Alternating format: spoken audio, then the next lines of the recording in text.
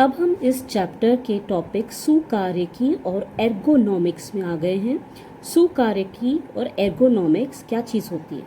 Ergonomics कर्मचारी के लिए अनुकूल कार्य परिवेश बनाने हेतु अध्ययन है, यानी कि ये एक रिसर्च है, एक फील्ड ऑफ रिसर्च है जिसमें हम यही कार्य करते रहते हैं कि हम किसी भी कार्यस्थल में जो कर्मचारी काम कर रहा है उसके लिए किस प्रकार का एक फेवरेबल यानी अनुकूल कार्य परिवेश बनाए। ये रिसर्च प्रोजेक्ट है जो एक फील्ड ऑफ सब्जेक्ट है एर्गोनॉमिक्स। वहाँ पे यही सोचा जाता है कि कैसे किसी भी जगह के कार्यस्थल में कर्मचारियों के अनुरूप उस कार्यस्थल को बनाया जा सके। तो एक अध्ययन है। ये ग्रीक के दो शब्द एर्गो यानी काम और नॉमिक्स यानी प्राकृतिक नियम से बना है। इसे मानव कार्य यांत्रिकी भी कहते हैं। अब सुकार्यकी का उद्देश्य क्या है, यानी जो अध्ययन यानी ये रिसर्च की जाती है, इसका क्या मीनिंग है, क्यों की जाती है? क्योंकि हमने पहले पढ़ा था कि कोई भी कर्मचारी किसी भी कार्यस्थल का सबसे इम्पॉर्टेंट अंग है। अगर कर्मचारी ही खुश नहीं होगा तो काम भी अच्छी तरीके से नहीं होगा। तो सुकार्यकी का ये उद्देश्य है कि ऐसी कार्य स्थितियों को उत्पन्न करना जो मानव स्वास्थ्य के लिए हानिकारक ना हो, यानी जिस भी जगह पे वर्क प्लेस पर ऐसी कार्य स्थितियाँ हो ताकि किसी भी व्यक्ति को नुकसान, उसके स्वास्थ्य को नुकसान नहीं पहुँचाए। यानी कि वहाँ पर सिंपल सी बात करें तो उस जगह पे हवा पानी की व्यवस्था होनी चाहिए ताकि वहाँ पर व्यक्ति को काम करने में स्वास्थ्य पर उसके हानिकारक ना हो। दूसरा, ये हमें कर्मचारियों की उत्पादकता पर अनुकूल प्रभाव डाले, यानी उसकी उत्पादकता को बढ़ाए। औजार, मशीन और कार्यस्थल में कार्य करने के लिए जो भी इंस्ट्रूमेंट चाहिए वो सबका डिज़ाइन कार्यस्थल में कर्मचारी के काम करने के हिसाब से होना चाहिए। उसको तनाव और स्वास्थ्य संबंधी समस्याओं में कमी आनी चाहिए। काम करते समय सबको तनाव होता है, तो ऐसा कार्यस्थल हो ताकि किसी को कोई तनाव में कमी आ जाए। तो सुकार्यकी किन पहलुओं पर ध्यान देती है? सुकार्यकी 3 पहलुओं पर ध्यान देती है। पहला है श्रमिक क्षमता। वो ध्यान देती है कि श्रमिक के क्रियात्मक और मनोवैज्ञानिक दोनों बातों पर किस प्रकार का प्रभाव पड़ेगा और उसको आसान बनाने की कोशिश करती है।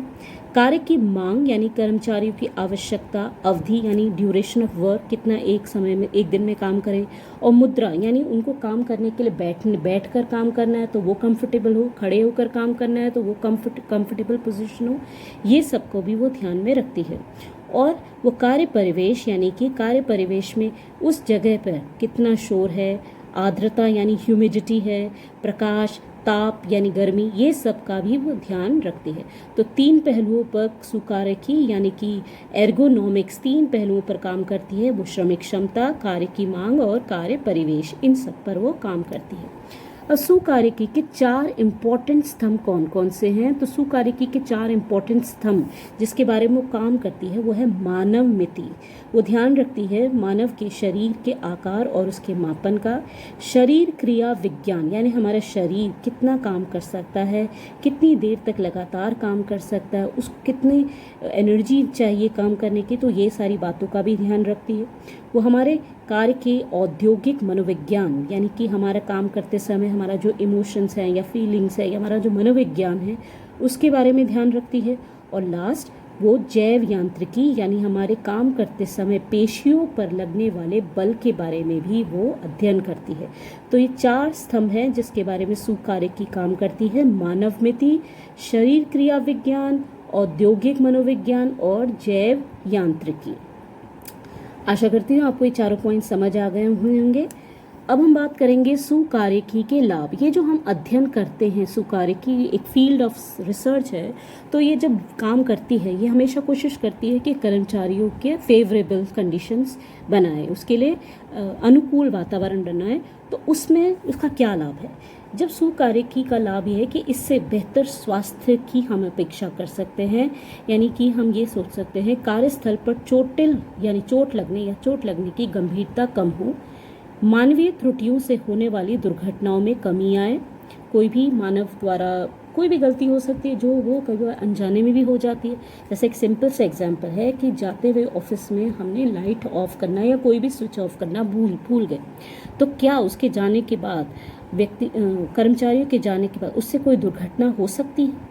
तो ऐसी कंडीशंस की क्रिएट की जाएं ताकि अगर ऐसी कोई छोटी मोटी गलती हो भी गई तो उसका कोई बहुत बड़ा दुर्घटना ना हो।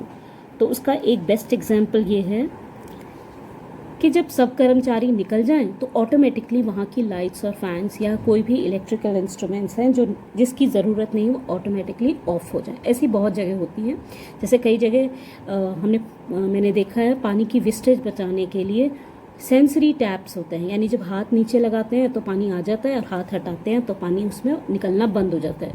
तो एक तरह से वेस्टेज ऑफ वाटर को रोकने के ये स्टेप्स हैं।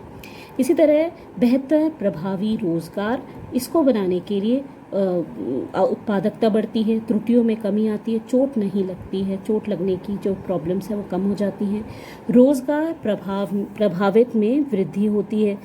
जब सुविधाजनक कार्य परिस्थितियाँ मिलती हैं तो ऑब्वियसली रोज़गार में व्यक्ति की संतुष्टि बढ़ती है, कर्मचारियों का मनोबल बेहतर होता है। एक सिंपल सा एग्जाम्पल है कि जब हम कर्मचारी को काम करने के लिए एक आरामदायक कुर्सी देते हैं, यानी हम कुर्सी की ऊंचाई और टेबल की ऊंचाई को उसके अनुसार बनाते हैं कर्मचारी को काम करने के लिए, तो कर्मचारियों का काम करने की उत्पादकता भी बढ़ती है, उसको कंफर्टेबल भी फील होता है और उसको ये भी लगता है कि फैक्ट्री या कंपनी में उसके बारे में सोच रही है और उसको एक बेहतर सुविधा काम करने की दे रही है।